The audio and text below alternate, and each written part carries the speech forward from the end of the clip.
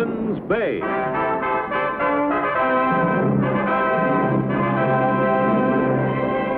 The saga of the great Hudson's Bay Fur Company. And of the brave men who traveled the untrekked wilderness from Labrador to California, from Minnesota to Alaska. Starring Barry Nelson as Jonathan Banner, Hudson's Bay Man.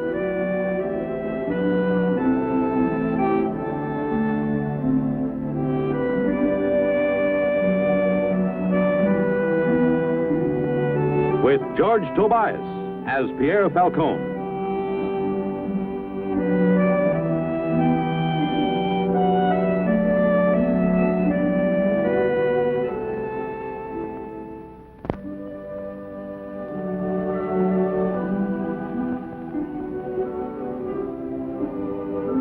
Working for the Hudson's Bay Company as a kind of ambassador in buckskins, I got used to almost any kind of assignment. Bringing a sick man in for treatment at a settlement, that was, of course, routine. Transporting a whole bevy of mail-order brides to prospective bridegrooms in the wilderness, that was a cheerful mission that once broke the routine.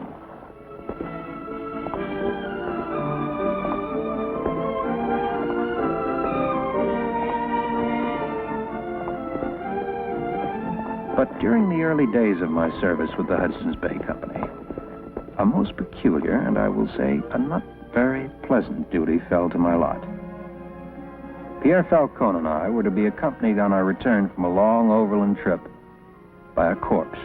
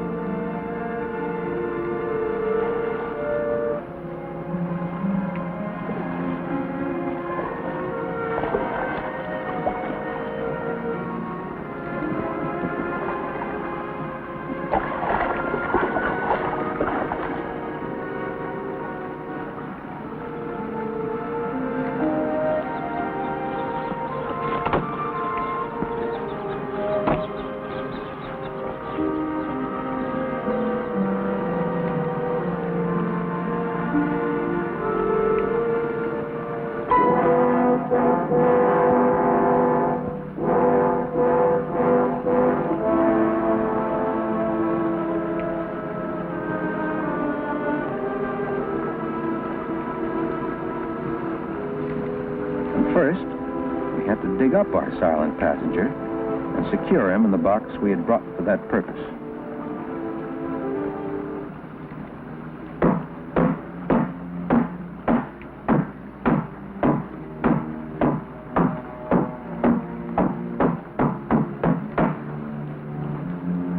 That ought to hold him till England, or doomsday.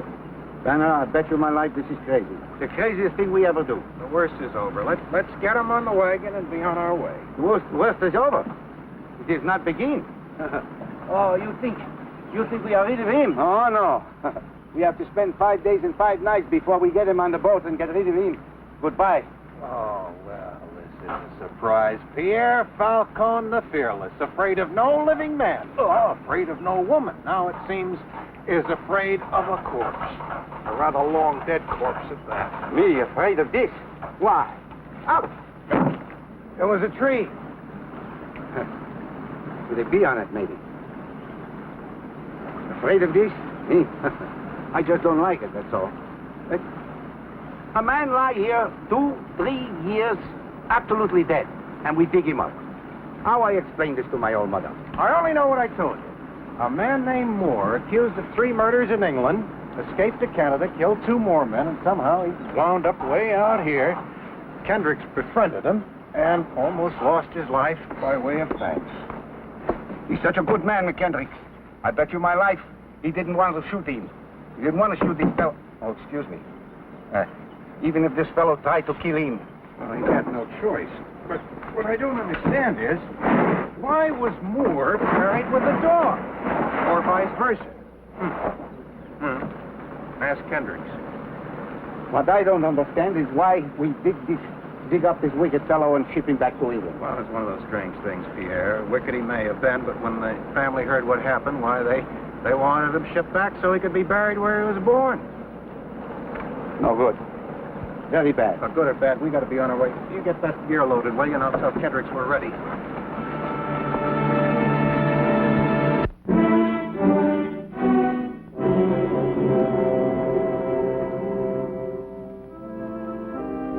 Ivor Kendricks himself was an odd sort of man, almost a hermit. There was an old story in the company about an unhappy love affair in his youth.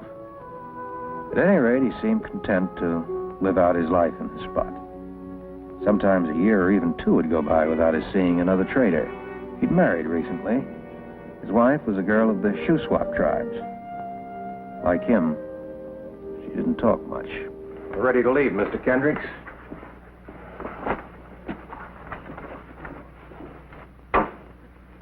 These are Moore's belongings. The clippings are in there. Newspaper stories he saved about the murders. Now I'm ready to leave, too. Well, I imagine. You say you're ready to leave, Mr. Kendricks? You, don't have any objections to taking me along, Mr. Banner? No, of course. Only I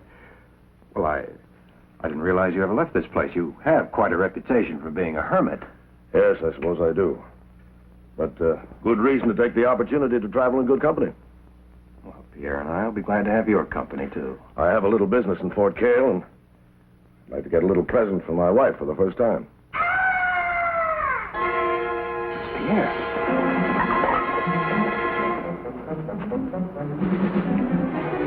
Pierre! Where are you? It was right here the sound came from. Indians? Not likely. Pierre?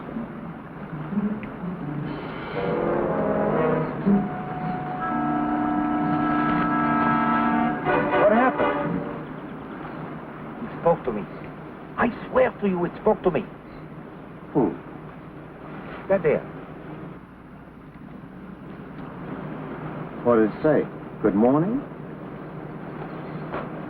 I swear to you, Don't make a fool of yourself, man. I'm not a fool of myself. It spoke to me. It must have been the horse. Can a horse speak? Well, it could have made some... Well, if the coffin spoke to you, what did it say? Words. Well, we're going south with our talking coffin. Ready to leave? No. You want to stay here, then?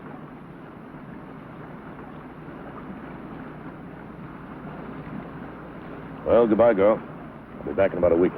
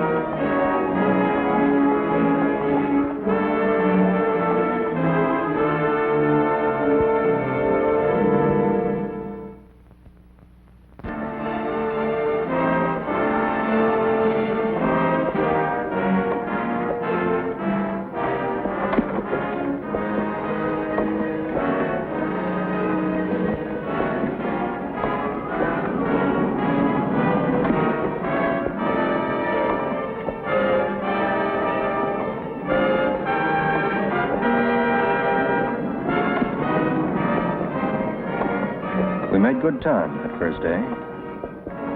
There were no signs of life. This was a remote, lonely region, belonging to creatures other than man. The wind had begun to rise.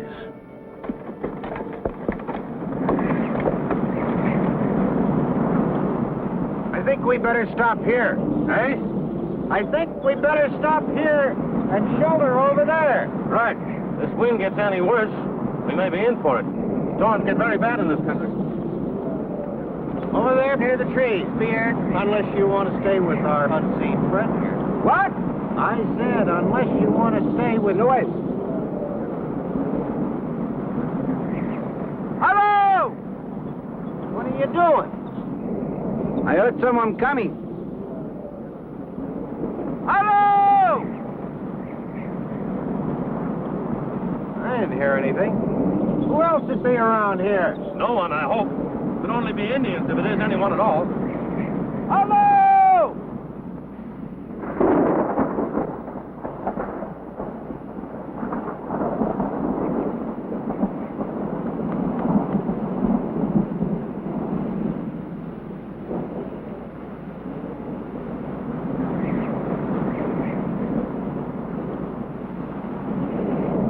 I heard someone coming. Maybe wolves.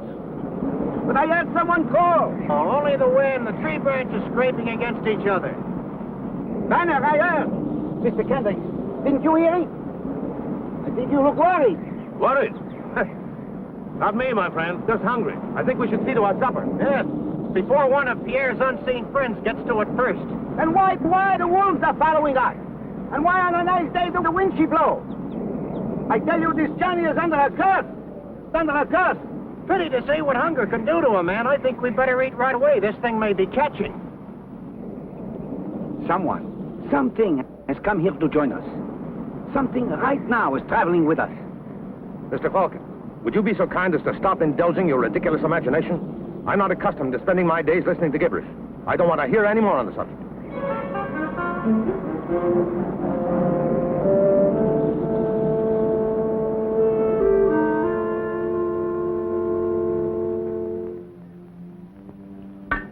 That was a good supper. Now, why don't you play a little music for us, Pierre? Music?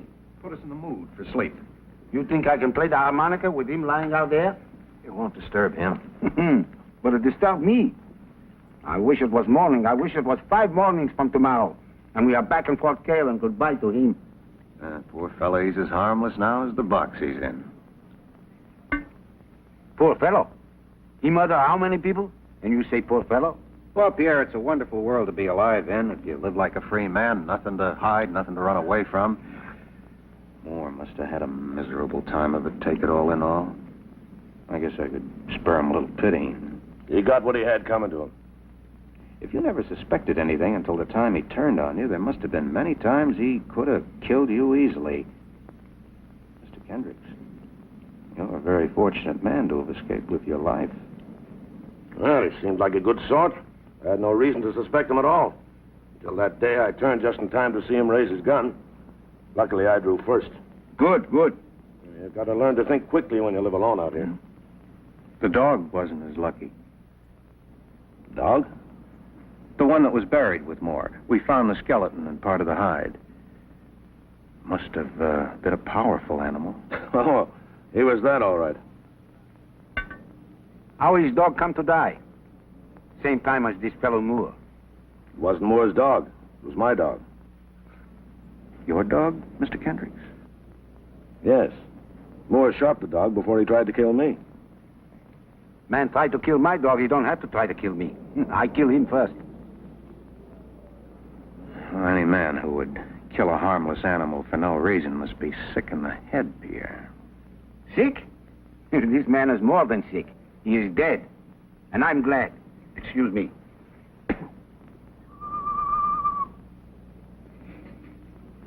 You see? It doesn't pay to be rude. I meant no harm. No, it was just an owl. If it comes any nearer and sits high against the sky, I may be able to bring him down. Why? Why do that? It's perfectly harmless. Who's he going to hurt? Well, he frightened your friend here. And if we expect to get any sleep tonight... We'll sleep all right. At least nothing alive is going to keep Pierre awake while he's sleeping. Well, I'm a very sound sleeper myself. And at your age, Mr. Banner, you certainly must be a sound sleeper. Well, usually, yes, but tonight, Pierre and I are going to take turns staying awake. Staying awake, Mr. Banner? Well, suppose Pierre is right and something or someone is following us. Well, we can't take any chances. We look pretty foolish coming into Fort Cale with an empty coffin. I'll take the first watch. You two gentlemen get some sleep. I'll wake you, Pierre.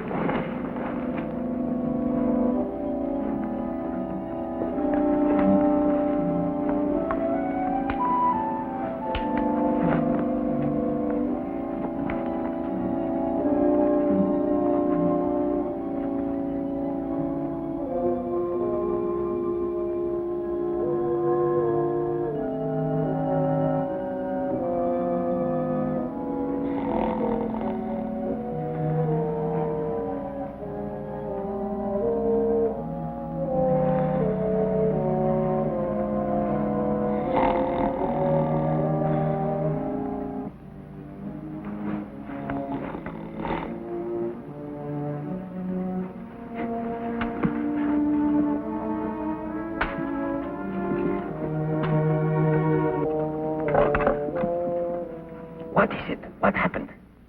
I saw the dog. You saw him? He ran right past us and came out here.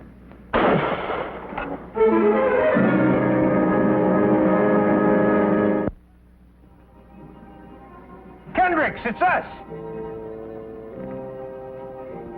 In the name of all the saints, what happened? What is it? Must have frightened them off, whatever it is. You shot low enough to frighten me. Now you are getting nervous, my friend. I shot way over your head, naturally, man. What was it you were out here after? When I saw him, it was your dog. What kind of nonsense is this? I haven't got a dog. I think Pierre means the dog Moore killed, the big dog that you buried with Moore. Now, see here, man. Oh, I know it sounds foolish, and I wouldn't swear to it, of course. I may have dozed off and dreamed that I saw this huge dog circling around us till it streaked onto the wagon and left no tracks. You see? He saw him. It was the dead dog. I wish I'd seen him. I'd have... Well, I mean, I would have been able to show you it wasn't. Well, let's not talk any more about it. Nothing to be frightened of, Pierre. I'm sure that if Mr. Kendrick's friend is following us, it's only because he wants to keep an eye on the man who killed his master. Well, the sooner we get underway, the better. I'll be glad when this job is over and done with. And he didn't even see him.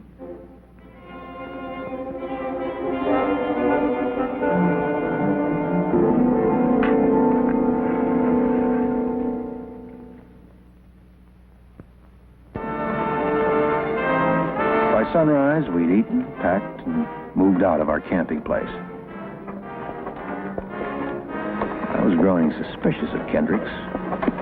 The story of his dog.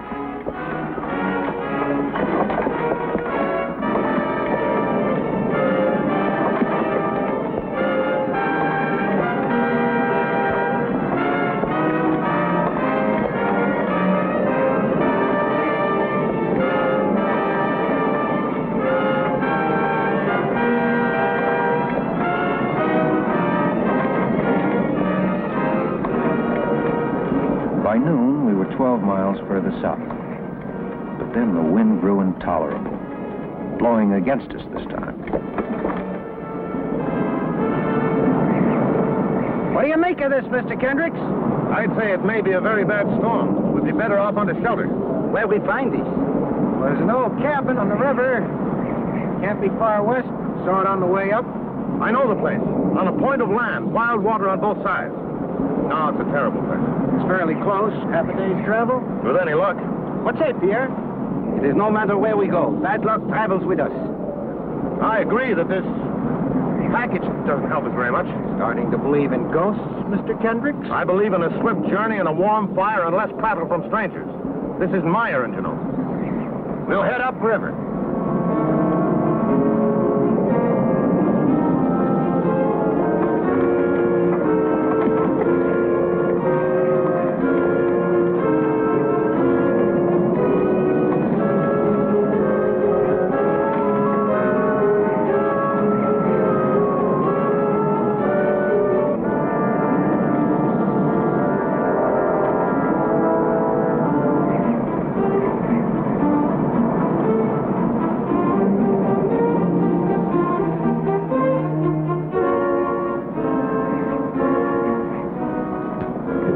Dark when we reached the river.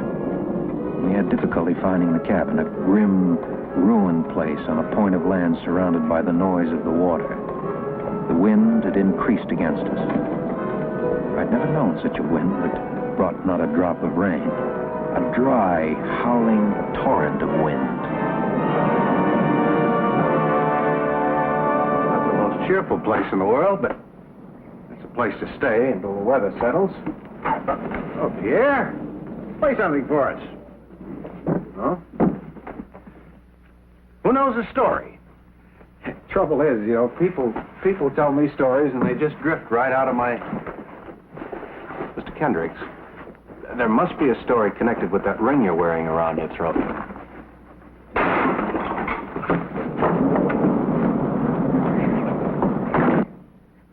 What? Oh, you mean this ring? Oh, yes, of course. Isn't there a story about every ring? There's not a particularly interesting story about this one, no. Did you hear that? Hear what?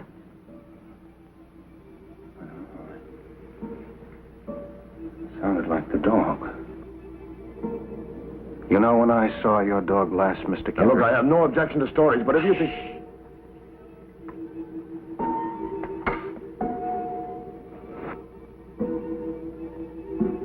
I thought I heard the dog scratching at the door. Oh, it was just a branch. For a moment, though, it's just that it's so vivid to me. I saw that dog so plainly. It was a beautiful animal. He walked around the campsite, and he looked at me, and he looked at Pierre, and then he walked very slowly toward you, Mr. Kendricks. And then a most peculiar thing happened. He stood still, and I heard him growl, and his hackles rose, and I could see the hair rise on his back, sharp like a saw. He bared his fangs, and I thought he was going to go right at your throat. He has come. He is here. Shut up, man! Don't be an idiot. Shut the door. Never mind, Pierre. I'll close the door. Pierre? Come here. What do you want me I for? want you to listen. See if you hear it, too. I don't hear. What do you hear now?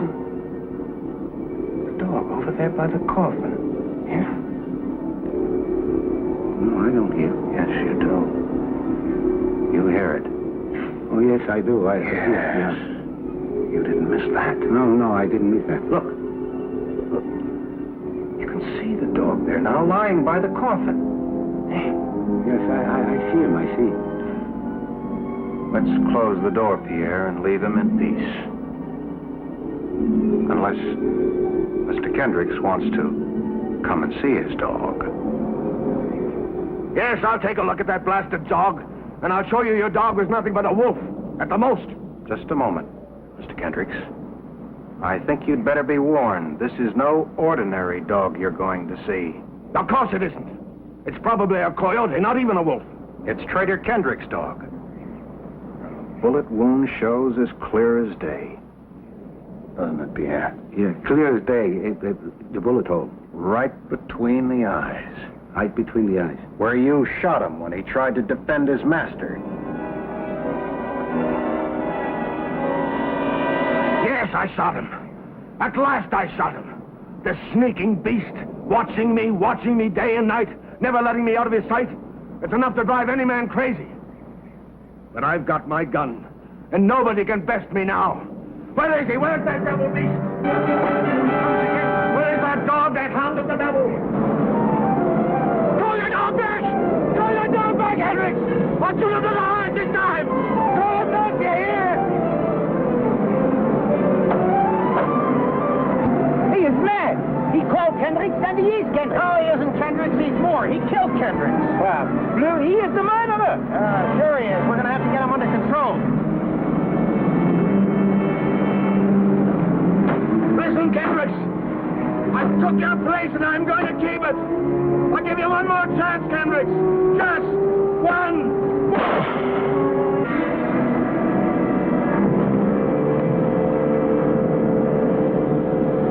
Himself with his own gun. He is dead. He's dead. Moore is dead. Now at last. Banner. Tell me, Banner. Did you see the dog? Yes or no? I see the dog. No. I take off my hat. You are a clever man. Oh, I don't know. You gave me the idea with your superstitious imagination. No superstitious, no imagination. You yourself saw the dog. You know, in time, I probably would have come to believe it myself.